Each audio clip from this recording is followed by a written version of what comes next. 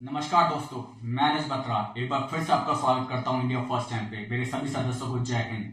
आज मैं आपके साथ एक न्यूज के बारे में बात करने वाला हूं जिसका इंडिया पे मतलब आप पे और मेरे पे बहुत बुरा असर पड़ने वाला है। Iran oil crisis. यूएस और ईरान की वॉर की वजह से ऑयल प्राइसेस $110 से $120 तक पहुंच चुके हैं और वर्स्ट केसेस में ये माना जा रहा है कि $140 से $150 तक जा सकते हैं। इसका इम्पैक्ट आप पे और मेरे पे आना है। महंगाई बढ़ेगी और क्या कहते हैं, आपके पेट्रोल और डीजल की प्राइसेस बढ़ेंगे। चलिए इस न्यूज के बारे में स्टेप बाय स्टेप समझते हैं कि हो क्या रहा है। ग्लोबल प्राइस मैंने जैसा कि आपको बता ही दिया है कि $110 से $120 तक ऑलरेडी पहुंच चुके हैं। इसका इम्पैक्ट यह है कि 40 से 60%। ये अगर मैं बात करूं कुछ वीक पहले तक तो ये प्राइस हुआ करता था करीब करीब आपका ये $60 $65 के आसपास या $56 के आसपास, जिसमें 40 से 60% का हाइक आया है और अब ये 110 और $120 के आसपास ट्रेड कर रहा है। स्ट्रेट ऑफ हॉर्मुज, जैसा कि आपको पता है कि ये जो इंडिया वाला एरिया है, चाइना रशिया, इस तरफ का जो ऑयल है वो स्ट्रेट ऑफ हॉर्मुज से होके निकलता है। यानी कि ग्लोबल सप्लाई का करीब करीब 20% ऑयल इसी एरिया से निकलता है और इसे ईरान ने चॉक कर दिया है, जिसकी वजह से ये ऑयल प्राइसेस सडनली बहुत तेजी से बढ़ते चले जा रहे हैं।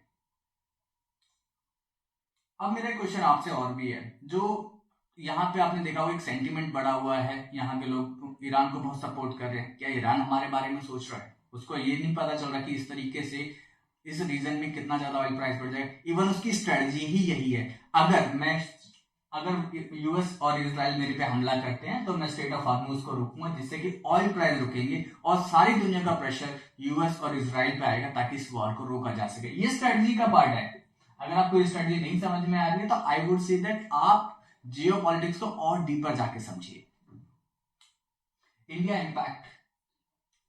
इंडिया का जो ऑयल है वो आपको पता है कि 85% जो है वो बाहर से मंगा के पूरा किया जाता है, यानी कि हमारे इंपोर्ट्स पे बहुत बुरा असर पड़ने वाला है। जो बिल मैं आपको इस तरीके से समझाना चाहूंगा, मान लीजिए कि अगर $1 का रेट भी बढ़ता है तो हमारे ऊपर 16,000 करोड़ का एक्स्ट्रा बिल पड़ जाता है साल का। तो यहाँ पे जो ऑयल प्राइस अगर आप देखोगे तो करीब करीब $60 के आसपास ऑलरेडी बढ़ चुका है। तो आप इसे 60 इंटू 16 कर लीजिए। ईयरली इतना बर्डन ऑलरेडी आ चुका है और बढ़ करके ये जा भी सकता है करीब करीब आपका 140 से 150 तक। दूसरा, ये अगर आपको मैं ये समझाऊं कि ये किस तरीके से हमारे बर्डन को बढ़ाएगा, तो अगर ये प्राइस बढ़ते हैं, मान लीजिए $10 की अगर वृद्धि हो जाती है इसके अंदर, तो करीब करीब हमारा जो डीजल और पेट्रोल का रेट है वो 5 से 7 रुपए पर डॉलर बढ़ जाएगा। यानी कि आप यहां पे इस तरीके से अंदाजा लगाते हैं तो 60 इंटू 7 सॉरी 6